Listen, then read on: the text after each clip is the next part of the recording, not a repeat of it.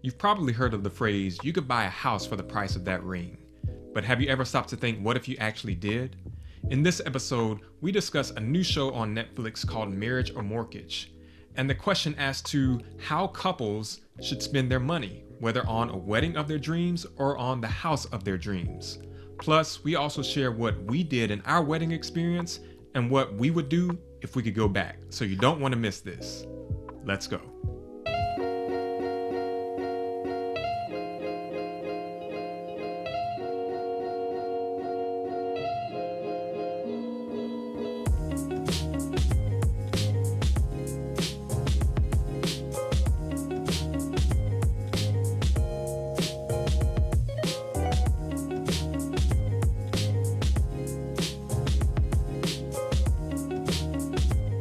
Hey friends, welcome to the Marriage Inside Out podcast, where we teach couples how to become mission focused, learning to work together as a team to build a solid foundation for their household. I'm Khalil, and this is, you already know who she is. Yes, you all may know her as AJ, but I call her Adrian, my wife. Let's make some noise.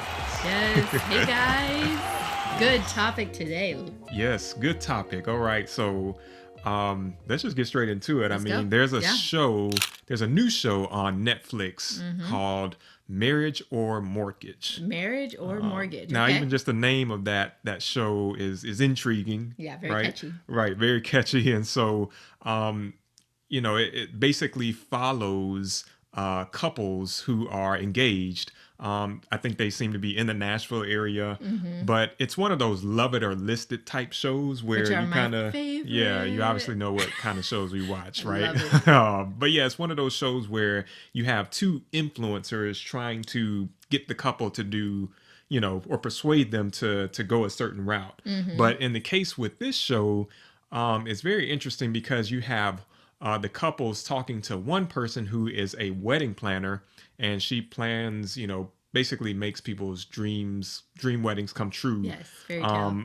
And you also have a real estate agent who's trying to persuade the couple to use their money to invest in their first home instead of doing the dream wedding. So it's basically this dilemma that every couple's faced with, where they have to decide between, do they want to spend their money on their dream wedding or on their dream home. Now, I'm assuming that by dream home, it's not the full price of the home. Yeah, right? it's a down payment probably. Down payment, a good, wealthy down payment, I'm sure though, right? But I think it just really begs the question, and we've had some discussions about this as to this whole idea of the big extravagant wedding. Is that diminishing in value in our society? Like, are we starting to head more in this trend? Like, kind of what are your initial thoughts? Yeah. I mean, it's really crazy to think about because, we are, in the millennial generation. And I think we've seen just the growth in the wedding planning industry and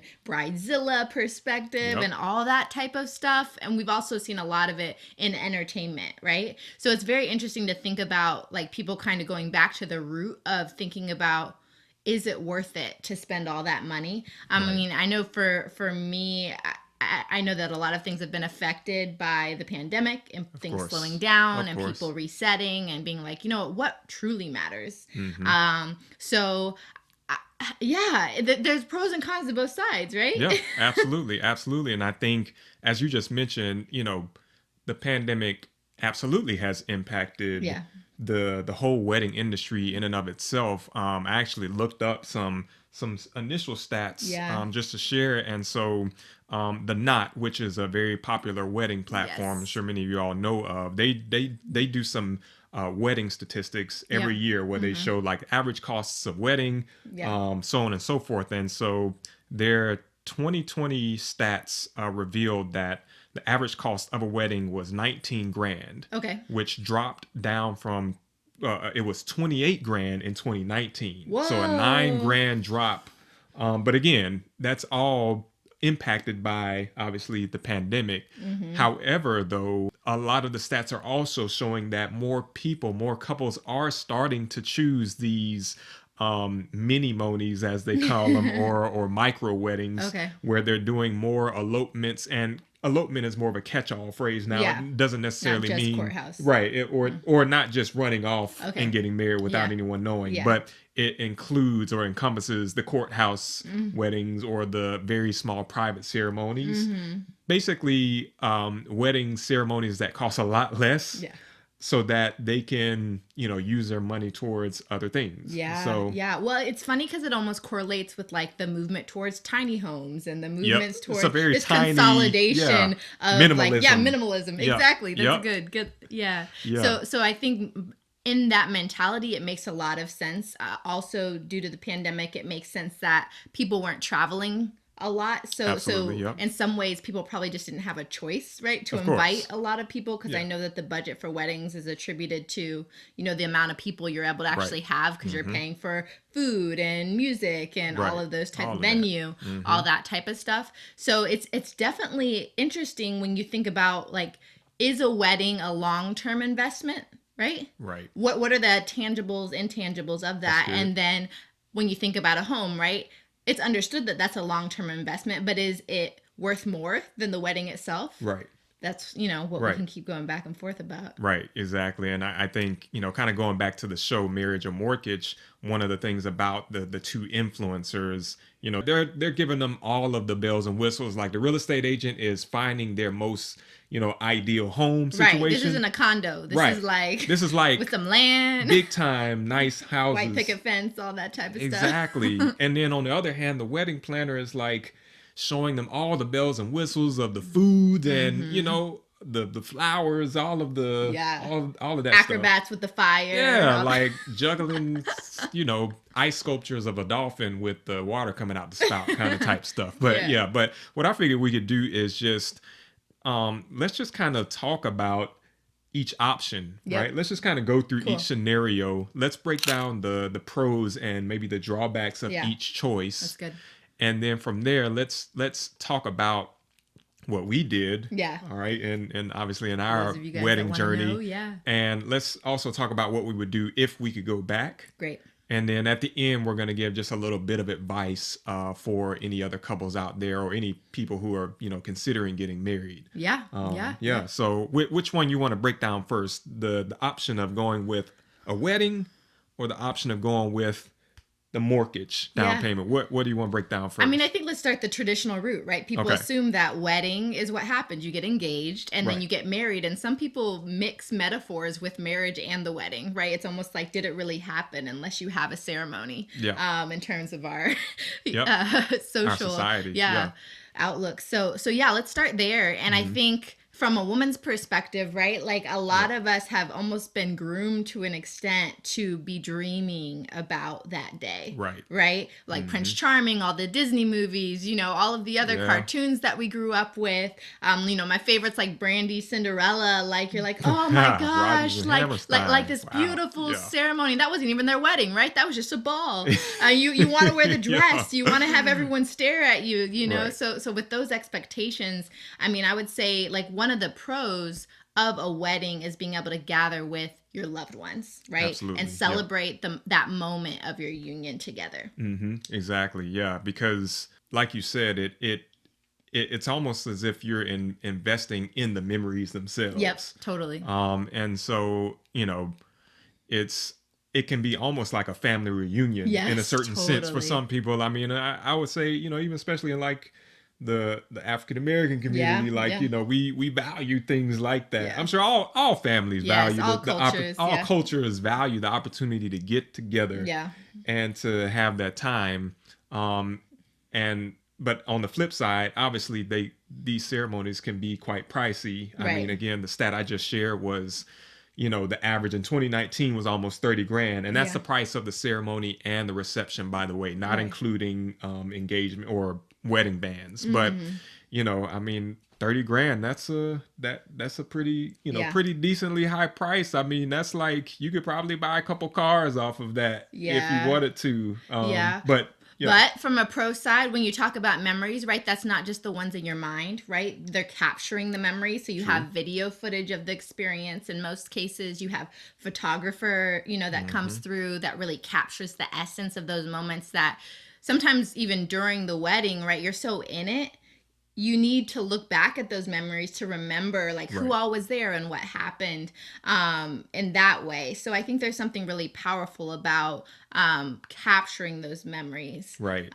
Do you feel like, and I'm glad you're speaking about this from a woman's perspective, do you feel like most women would probably want to go with having the wedding? Yeah. Like, what are just your thoughts, or even just in terms of the women that you know? Yeah. I mean, I think it's most of the women that I know have truly valued some type of ceremony. And I think that in some relationships, this is like the let me wave my ring high for people type of moment. Like I want to make sure people know that this is a thing and that we're together and that we're in it. Like, does that make sense? Yeah. Let me ask you this. Do you feel like, I'm glad you bring that up. Do you feel like some women who like don't get to have that experience, do you feel like it maybe causes some kind of almost like regret? Yeah, definitely. I mean, I think there's just a certain maybe like resentment or lack of maybe understanding in terms of why they weren't able to have those moments. But again, I believe that that's mostly if women were unable to have some type of like validating celebration period. Right. So I'm not saying that it has to be the big extravagant wedding, but I know we know, friends and acquaintances and people that maybe just, it was just the time they got married, but then life kept happening, and there was never any like pause ceremony type moment. And it feels like you kind of get swept into the relationship, if you will, swept into the marriage, if you will. Yeah. No, that's interesting. So I think going from that now, choosing the route of saying, okay, instead of spending 30 to 35 grand on a wedding, we're going to take this money, use a small amount, maybe even to have a small private ceremony, and we're going to use that towards a home mortgage for the house we want. I mean, it's interesting because we actually asked, so we did a poll for those who follow our Instagram account, asking them basically the same question, which would they choose? And results were interesting. They were so interesting. We were expecting the majority of people to say a lot of people that follow us are married and to say wedding. But pretty much 90% of the people said house, and one woman shared that they paid less than $1,000 for their wedding, and then they invested $80,000 of their savings monies towards their dream home. Yeah, that's we're like, that's crazy. That's awesome. I applaud that. Impressive. I really do. Well, again, I think it goes to what we were just talking about in terms of the trends maybe shifting a little bit towards, people thinking like, why do we need to have this big wedding? Yeah. Why not just spend it on a home or something else? Because again, like you said, a lot of people who answered were people who basically said if they could go back, what they could do. And I mean, I think the drawback though, right, is that you're not able to commemorate that moment maybe in the same way. So I think it's about like also determining like what is that value, right? Long-term value on the home investment for you and your family. Like it's definitely a stage of career thing as well. We did have someone else that responded and talked about how they personally, their wedding was the value, right? For them at that stage, and the memories mattered the most. But for their sister, and she already has 2 kids, right? It was better for her and her husband to get the home, because they needed the space, they needed, that transition opportunity, and then you can always have a housewarming or, do whatever else you need. So and what it seems like some people are doing, even some couples that we know who have gotten married recently, they probably do the private small wedding at first and then do a bigger celebration a year later, which or that 5, seems 10 to be years later.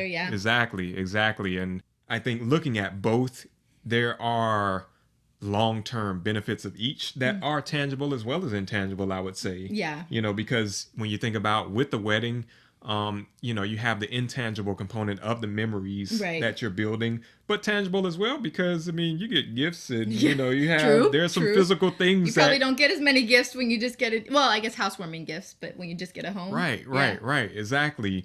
And then, but on the flip side, with the home, obviously that's very tangible, and you can build memories in that home. And I think one thing we have to keep in mind also is that even if you decide to invest in the home and do a small ceremony, you're still probably going to spend a little bit. Maybe like if you still want to get a photographer and a videographer, Totally. that could still cost you a couple grand at least, right? Unless you know some people who can hook you up. Yeah. So, I think when you look at either, there's still going to be some expenses one way or another for. Yeah. And I actually thought of one thing related to the wedding that I do think that is important. I think when we go into a wedding, a lot of times we take on the weight of other people's expectations. Yeah. If you are investing in a home, that is a conscious decision for you and your significant other only. Yeah.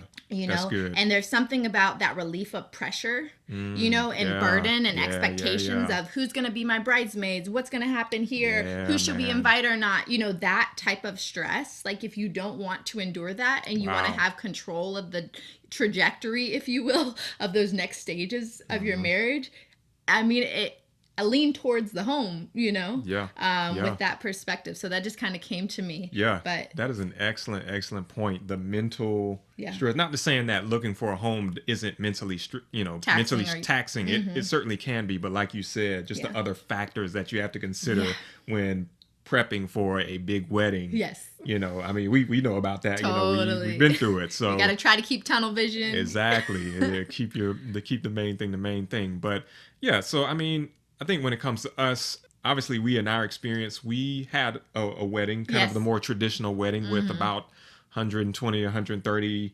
guests. And, we obviously waited a little bit of time until we, put money down towards our first home. So we kind of went more the route of the wedding versus doing something small and having the mortgage. But that was, something that we wanted to do, obviously. Yeah. And I mean, I think the memories like we're talking about for us personally, especially to get both sides of the family together, we live in different states. Our families live in different states. And it was an opportunity, to really allow everyone to meet each other.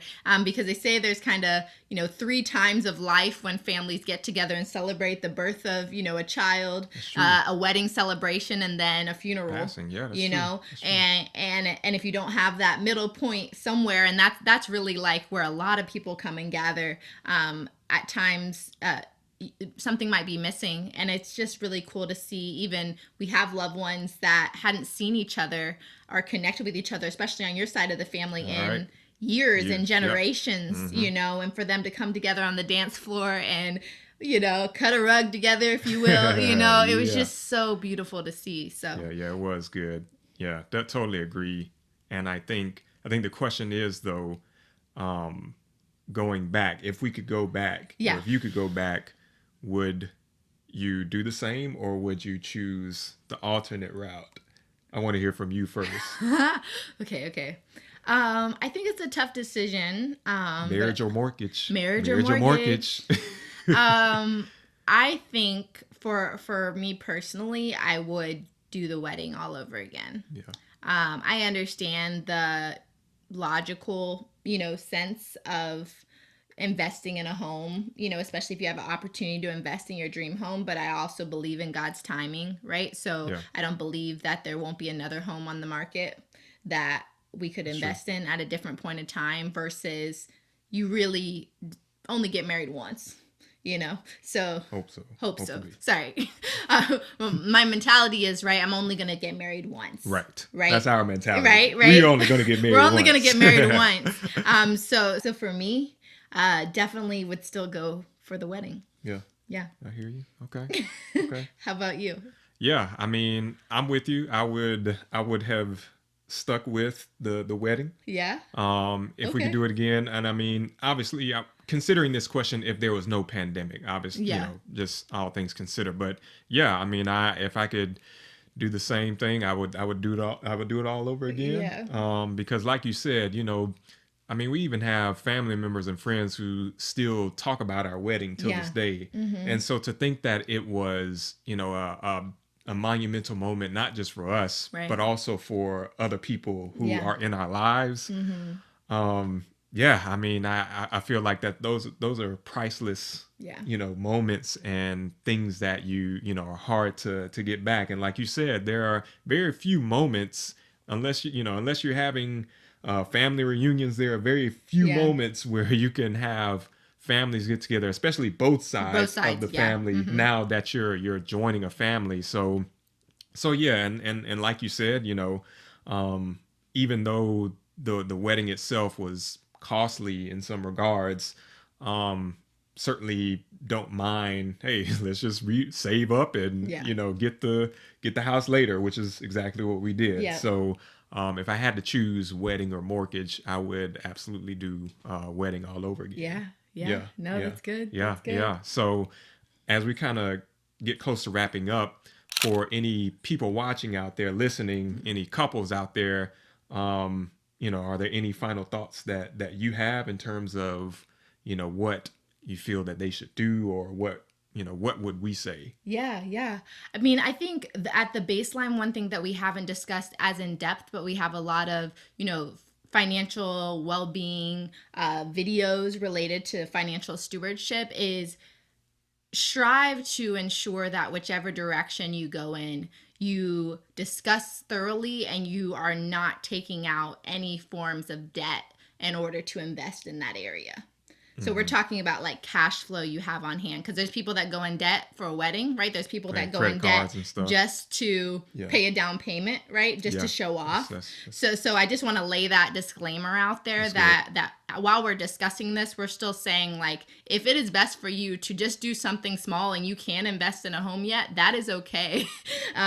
So that would honestly be my first piece of advice, is get on the same page when it comes to your finances and in terms of what you can afford, not just what you want. Because if you're going simply based off feelings, your expectation is very, very high. We know feelings can be fickle. And if the wedding falls short, or if you don't get the dream house, you put a offer in, right? That's possible too. That's, and you have to end up with 2 or 3 others. That is something that you'll have to own and deal with. So. Yeah, that's good. My advice would be, just to make the decision that you feel very strongly a more of a conviction about. Knowing that, again, there's going to be money spent in either situation. So if you're someone who really does value, having a good number of people there, you and your fiance want to have a good number of people there, you want to have that experience, and because there's nothing wrong with having those experiences, just like we like to travel, that's an experience, and maybe you value that experience, and so you're willing to invest. I will use that term, invest, in this memory that something that you'll remember for years to come. But if you're someone who is like, I don't really like a lot of people, I don't really need large crowds, I just want, my mom and my dad, your mom and your dad, and our brothers and sisters, and or we just want to go to the backyard and just tie the knot, go to the courthouse, and we'll do a little reception and use this money towards other things, then that's great as well. The most important thing at the end of the day is you're getting married. So just keeping that in mind. Right. That's good. So we want to know from you guys, if you're listening or if you are watching, which would you do hypothetically? Would you do the dream home, or would you go for the wedding? Either one, let us know in the comments below. Yes. And for those of y'all who are listening right now on audio platforms or watching on YouTube right now, we'd appreciate it if you guys would like this podcast episode, comment below, and share it with someone that you know. Maybe this would spark some good conversation amongst you and your peer group. Right. So, no, definitely keep us posted. Yes. Well, thank you guys again for tuning in. And until next time, remember, your marriage has a mission. And what the Lord has brought together, let nothing and no one separate. Love God and love one another. And we look forward to seeing you in the next episode.